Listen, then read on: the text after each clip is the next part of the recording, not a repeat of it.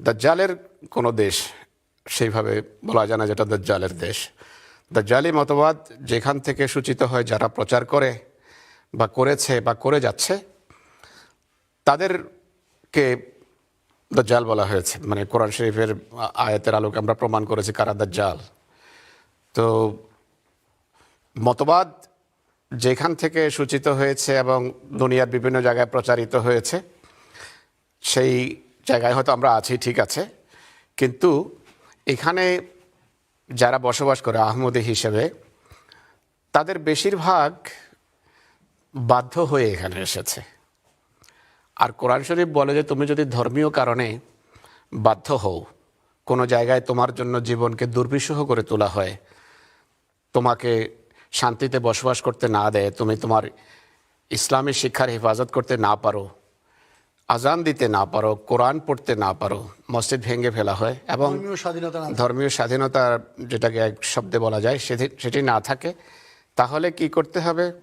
আল্লাহ তাআলা নিজে কোরআন শরীফে বলছেন যে আলাম তাকুন আরদুল্লাহি ওয়াসিয়া, আল্লাহর ভূমি কি যথেষ্ট বিস্তৃত ছিল না ইমানের হেফাজতের জন্য প্রয়োজন অন্য জায়গায় চলে যেতে? তো প্রতিদিন প্রতিনিয়ত যারা আহমদীদের জীবনকে দুর্বিষহ করে রেখেছে, করে তুলছে এবং হত্যা করছে, মারছে, তাদেরকে খোদা তাআলা বলছেন যে দেখো, সারা পৃথিবী আমার, এই পৃথিবীর মালিক আমি, কোনো জাতি না, কোনো গোষ্ঠী না। ইমানের হেফাজতের জন্য জায়গা চেঞ্জ করো, এক জায়গায় না পারলে অন্য জায়গায় চলে যাও। কোরআন শরীফে আল্লাহ তাআলা বলছেন ইন্নাল আরদা লিল্লাহ। হযরত মূসা আলাইহিস সালামের প্রেক্ষাপটে এই ধরনের আয়াত আছে, ওয়া ক্বালা মূসা লিকওমিহি ইসতাঈনু বিল্লাহ ওয়াসবিরু, আল্লাহর সাহায্য চাও এই ফেরাউনের অত্যাচারের মুখে এবং ধৈর্য ধারণ করো। ইন্নাল আরদা লিল্লাহ, যে পৃথিবী ভূমি আল্লাহ তাআলার, ইউরিসুহা মান ইয়াশা মিন ইবাদিহি, তিনি তার বান্দাদের মধ্য থেকে যাকে চান তাকে সেটি দেন। কিন্তু মনে রাখবে ওয়াল আকিবাতুল লিল মুত্তাকিন, চূড়ান্ত বিশ্লেষণে, চূড়ান্ত পরিণতিতে ভূমির প্রকৃত মালিক হবে মুত্তাকিরা। তো মুত্তাকিরাই আসলে পৃথিবীর ইনশাআল্লাহ মালিক হবে, এটি খোদা তাআলার প্রতিশ্রুতি। তো ইমানের হেফাজতের জন্য কোনো জায়গায় যদি এক জায়গা থেকে স্থানান্তরিত হতে হয়, এটি প্রথমবার ঘটছে না। তো আমাদের প্রিয় রাসূল সাল্লাল্লাহু আলাইহি ওয়াসাল্লামের একান্ত জীবদ্দশায়, নবুয়তের প্রাথমিক বছরগুলোতে মক্কায় যে শোচনীয় অবস্থা ছিল মুসলমানদের, সেই সময় রাসূলুল্লাহ সাল্লাল্লাহু আলাইহি ওয়াসাল্লাম মুসলমানদেরকে বলেছেন তোমরা হিজরত করো, পার্শ্ববর্তী দেশে চলে যাও। খ্রিস্টান দেশ ইথিওপিয়াতে সেখানে ধর্মীয় স্বাধীনতা ছিল, মুসলমানরা স্বাধীনভাবে সেখানে নিজেদের ধর্মের উপর প্র্যাকটিস করতে পেরেছেন। যারা হিজরত করেছেন, একবার নয় দুইবার হিজরত করেছেন তারা, পঞ্চম এবং ষষ্ঠ হিজরিতে রাসূল করিম সাল্লাল্লাহু আলাইহি ওয়াসাল্লামের নির্দেশে।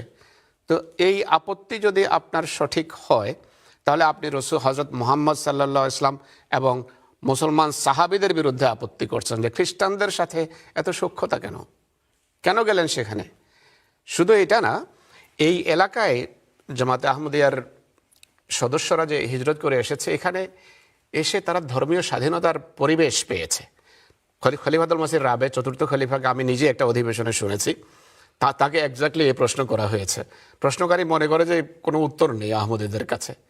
তিনি বললেন যে দেখো, একটু চিন্তা করে প্রশ্নটা করো, আমি এইখানে বসে আছি কেন? এখানে পূর্ণ ধর্মীয় স্বাধীনতা আছে। তারা ধর্ম নিয়ে আমাদের গোরা মোল্লাদের মতো মাথা ঘামায় না। তারা ইসলামের শত্রু নিঃসন্দেহে, কিন্তু সেইভাবে ধর্ম নিয়ে বাড়াবাড়ি করে না বা স্বাধীনতা সেভাবে খর্ব করে না যেভাবে আমাদের দেশগুলোতে, প্রাচ্যের দেশগুলোতে করা হচ্ছে। আমি এখানে এদের রাজধানীতে বসে এদের বিশ্বাসের বিরুদ্ধে অনবরত বক্তৃতা করে যাচ্ছি। আমি প্রমাণ করে যাচ্ছি কোরআন থেকে, যুক্তি দিয়ে, বাইবেল থেকে, যে হযরত ঈসা আলাইহিস সালাম তোমাদের খোদা, খোদার পুত্র খোদা, ইন্তেকাল করেছেন। আর যুক্তি শুনে তারা চুপ করছে এবং শত শত মানুষ বয়াত করেছে সেই সময় হুজুরের হাতে। আমরা তাদের সাথে আমাদের দেখা হয়েছে, বিভিন্ন সেশনে, অধিবেশনে তারা অংশগ্রহণ করেছে। তাই এই ধরনের যুক্তি একেবারে অর্থহীন। আর ধর্মীয় স্বাধীনতা যে এরা দেয়, আপনি দেখেন, আমার নিজের একটা অভিজ্ঞতা আছে। এদের এইখানে খ্রিস্টানদের গির্জাতে গিয়ে তারা আমাকে আমন্ত্রণ জানিয়েছে, সাউথহ্যাম্পটন বিশাল এক গির্জায়। সেখানে গিয়ে আমাকে বললো যে তোমাদের ওই যে কল ফর প্রেয়ার, আজান যেটিকে বলা হয়, আজান দাও এখানে। শত শত মানুষ গির্জায় ছিল, আমি আজান দিয়েছি। আজানের পর ওরা তো বোঝে না আরবিক, ওরা বলে যে খুব ভালো গান গেয়েছো তুমি। সো কিন্তু বলার উদ্দেশ্য হলো যে এখানে ধর্মীয় পরিবেশে আপনি ইসলামের সঠিক শিক্ষা তুলে ধরতে পারেন। তাই এই কথা বলা যে আপনারা সেখানে কেন বসেন, তবলিগের জন্য তো যেতে হয়, দুনিয়ার সব দেশে আমাদেরকে যেতে হবে। পৃথিবীর সব দেশ আমাদের, পৃথিবীর সব দেশ মোহাম্মদ রসুল্লাহর, পৃথিবীর সব দেশ মুত্তাকিদের। আর যদি এটা বলেন যে অন্য ধর্মের অনুসারীদের দেশে কেন যান, তাহলে প্রশ্ন করব, আপনারা যারা আজকে মুসলমান প্রাচ্যে উপমহাদেশে, এক সময় আপনারা সবাই হিন্দু ছিলেন, আপনাদের পূর্বপুরুষ সবাই হিন্দু ছিল। আরব দেশ থেকে রসুল্লাহ সাহাবিরা গিয়েছেন, আরব দেশ থেকে সুফিরা গিয়েছেন, সেই সমস্ত হিন্দু অধ্যুষিত এলাকায় বসতি স্থাপন করেছেন, শত শত বছর সেখানে তারা ছিলেন এবং শান্তিপূর্ণভাবে ইসলামের সুন্দর শিক্ষা তুলে ধরেছেন, যেই কারণে আজকে সেখানে কোটি কোটি মুসলমান। তো এদেরকে মুসলমান বানাতে হবে তো কাউকে, আর সেই দায়িত্ব আল্লাহ তাআলা যুগের মসিহ এবং মাহদিকে দিয়েছেন। তো তিনি পৃথিবীর এই সমস্ত দেশে আল্লাহ তাআলার নির্দেশে জামাতের কেন্দ্র প্রতিষ্ঠা করেছেন এবং খোদার ফজলে আহমদিয়া মুসলিম জামাতের তাবলীগে লক্ষ লক্ষ পাশ্চাত্যে, বিশেষ করে পাশ্চাত্য এবং আফ্রিকান দেশগুলোতে লক্ষ লক্ষ লোক তারা ইসলাম গ্রহণ করছে, মোহাম্মদ রসুল্লাহর পতাকা তলে আশ্রয় নিচ্ছে।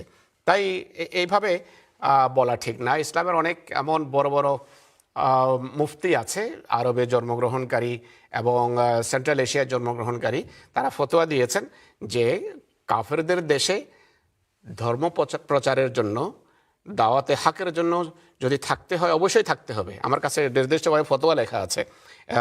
আবদুল্লাহ বিন বাজ একজন আছেন, আর একজন হলেন, তার নাম হলো শেখ ইবনে উসাইমিন। তারা ফতোয়া দিয়েছেন যে কাফেরদের দেশে ইসলাম প্রচারের জন্য অবশ্যই অবস্থান করতে হবে। আর তারা লিখছেন যে এমন কোনো কারণেও অবস্থান করতে পারেন লেহাজাতিন লা ইয়াজিদুহা ফি বেলাদিল মুসলিমিন, এমন কোনো প্রয়োজনেও আপনি কাফেরদের দেশে অবস্থান করতে পারেন যেই প্রয়োজনটা মুসলমান দেশে পূরণ হয় না। তো পৃথিবীর বিভিন্ন মুসলমান দেশে আহমদীদের অনেক প্রয়োজন পূরণ হচ্ছে না। শুরুতে যেভাবে বললাম, আজান দিতে পারি না আমরা, নামাজ পড়তে গেলে বাধা দেয়, সালাম করলে বাধা দেয়, মসজিদ মিসমার করা হয়, বাড়িঘর ভাঙা হয়।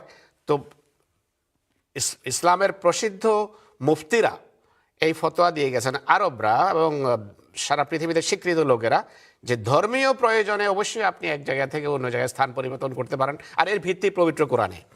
তো কথাটা একেবারেই অযৌক্তিক একটা বিষয়। রসুল করিম সাল্লাল্লাহু আলাইহি সাল্লাম কখনো বিচ্ছিন্নভাবে জীবনযাপন করতেন না। তিনি অন্য জাতির লোকদের সাথে সম্পর্ক রাখতেন, যোগাযোগ রাখতেন। ইহুদিদের সাথে তার যোগাযোগ ছিল। তিনি ইহুদিদের দাওয়াতে গিয়েছেন, তাদের ঘরে গিয়েছেন, দাওয়াত খেয়েছেন। যে বিষ প্রয়োগ যে করা হলো এক ইহুদি মহিলার পক্ষ থেকে, এই ধরনের পরিস্থিতিতেই ইহুদি খ্রিস্টান লোকদের বানানো কাপড় তিনি পরতেন। রোমানদের পক্ষ থেকে চাদর আসতো, বিভিন্ন প্রকার জুব্বা আসতো, তিনি সাল্লাল্লাহু আলাইহি ওয়াসাল্লাম সেগুলো পরিধান করতেন। তাই প্রশ্ন করার সময় একটু চিন্তা করতে হয় যে প্রশ্ন কোথায় গিয়ে ঠেকবে।